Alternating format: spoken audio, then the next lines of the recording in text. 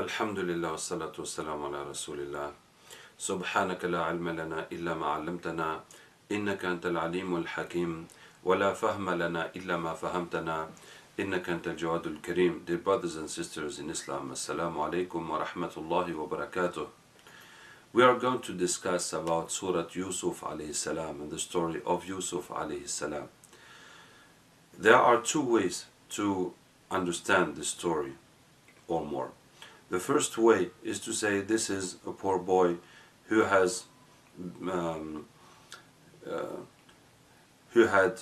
tough time with his brothers. He has been through injustice. They took him out of his family, his parents, and they put him in a well until to make him go away so that people will take him away as a slave.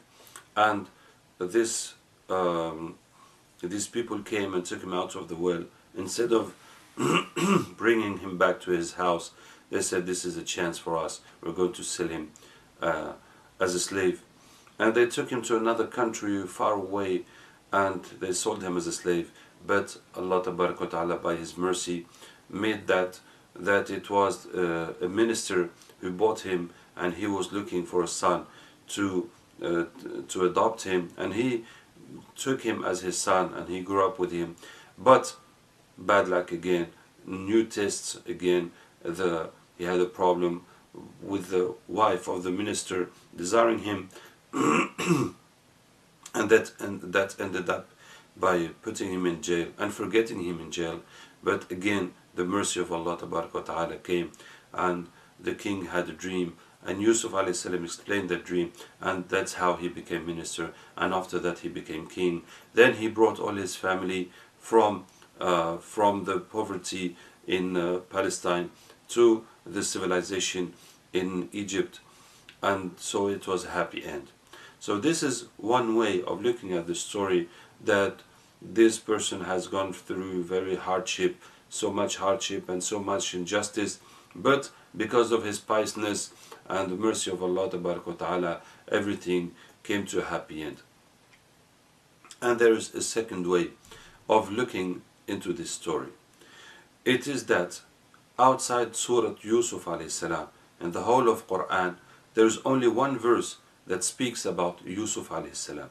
It is in Surah Ghafir, in the story of Musa alayhi salam. When Musa alayhi salam came, long time later on, he came to Egypt to take the Banu Israel, the sons of Israel, out from the slavery and from Egypt back to Palestine.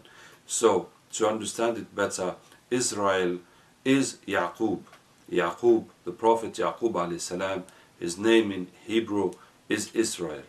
And the sons of Israel are the sons of Yaqub. Yaqub alayhi salam had 12 sons, Yusuf and his 11 brothers, and that has given the 12 tribes of Israel. So Yaqub and his sons were in Palestine, but in the end of the story, Yusuf alayhi salam brought everyone to Egypt, and after some generations, because of their sins, they become slaves. And this is when Allah sent Musa alayhi salam to take them out of slavery back to Palestine. And there was one person of the people of Pharaoh who believed in Musa alayhi salam. He was not one of the sons of Israel. He was one of the original people of Egypt. And he started preaching, and he said in his preach, وَلَقَدْ جَاءَكُمْ يُوسُفُ مِنْ قَبْلُ بِالْبَيِّنَاتِ. He said, Yusuf has given you the proofs previously. What Musa alayhi salam is telling us about to worship only Allah and that He is His Prophet, we already know about this. Yusuf has said the same thing. فَمَا زِلْتُمْ فِي شَكٍّ مِمَّا جَاءَكُمْ بِهِ. But you have doubted of what he has said. حَتَّى إِذَا هَلَكَ قُلْتُمْ لَنْ يَبْعَثَ اللَّهُ مِنْ بَعْدِهِ رَسُولًا. And when he died, you said that Allah will not send any more prophet after him. That means that before Yusuf alayhi salam died, all Egypt had believed in Allah and His Prophet. And now we are going to look at the story in a complete different way. Allah Ta'ala has sent one person, Yusuf alayhi salam, to this great country, Egypt, this great power, this great superpower, Egypt. And he was alone, and he was a child, and he was a foreigner and he was a slave. And he made effort and he made da'wah and he was preaching, calling to Islam, to belief of Allah, to Tawheed, the unicity of Allah and him as a prophet, until all the country believed. All the country stepped out of kufr and shirk and came into belief, came into iman. So that means Allah Ta'ala has given us an extreme example of lack of means and amount of achievement. With so little means, Yusuf alayhi salam reached so great achievement. An extreme example. And now you understand how this story is related to the life of Prophet ﷺ in Mecca. Prophet ﷺ and Sahaba were few and were suffering in Mecca, and Allah Ta'ala has given them the responsibility to bring Islam to the whole world, and one could say, how can it be possible? We are so few in our own city, in our own tribe. We are being tortured and etc. So how will be able to bring this deen to the rest of Arabs and to the rest of the world? I mean, logically, and if you consider the means, the physical means, we don't see any how it can be possible. So Allah Ta'ala is giving them an example that is stronger than that. Yusuf alayhi salam was alone, you are a group. Yusuf alayhi salam was a child, you are men. Yusuf alayhi salam was a foreigner and you are in your place. And Yusuf alayhi salam was a slave and you are free. So Allah is giving us an extreme example of lack of means and greatness of result. So now we're going to look at this story through this angle. What were the actions and the qualities of Yusuf alayhi salam to spread deen, to preach Islam, to preach the belief until all this country became believer? What was the stages he went through, etc. So we're going to look at it as a model of da'i, of a preacher, as a model. So in the story of Yusuf alayhi salam, there are two parts, there are two stages. First part is education until acceptation by Allah Tabaraka wa Ta'ala, and second part is utilization by Allah. And this is how religion works. Allah Ta'ala is going to test you and going to educate you until you reach the time, you reach the point that Allah will accept you. And that time Allah is going to use you and utilize you for the deen. So, brothers and sisters, this is very important, because that means that the problem of deen is not the means.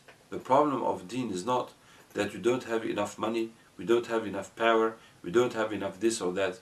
No, the problem of deen is that we don't have enough iman, enough attachment and belief on Allah Ta'ala, enough qualities, enough involvement, enough sacrifice, enough actions that Allah Ta'ala wants of us. We did not satisfy Allah Ta'ala as He wants. That is the problem.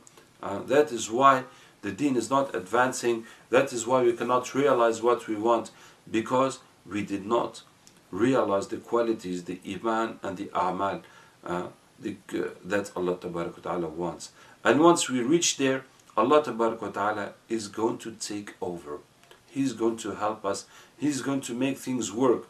We're going to do our effort, but it is Allah Ta'ala who is going to give the result. That is the problem of deen. And you see, that is what Allah Ta'ala is showing to Prophet ﷺ and Sahaba. It is not of question you being a large number or small number, or being strong or having weapons or having allies. It is a question of you getting the iman Allah wants, and the amal Allah wants, and the conditions Allah wants, and then Allah Ta'ala is going to help you and give you His victory. So let's start by the second part. What happened in Egypt that made everybody believe? that made everybody follow Yusuf alayhi salam. So what happened? There was 7 years of abundant, abundant agriculture and abundant goods, and then after there were 7 years of no agriculture at all, no result at all, and no production at all.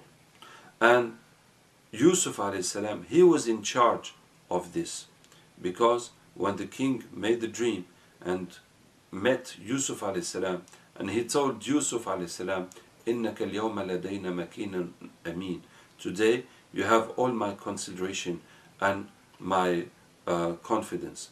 And Yusuf alayhi salam told him, well, you must give me the responsibility of the economy, of all the richness of this country, of all the goods of this country, because there's going to, these 7 years of abundance are going to come, and we must hide.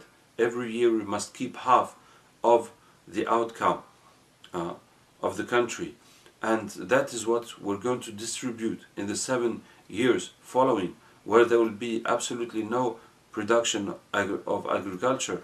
And if you give this responsibility to anyone else, he's going to waste that money, he's going to waste those goods, and then the country is going to be ruined and the people are going to die.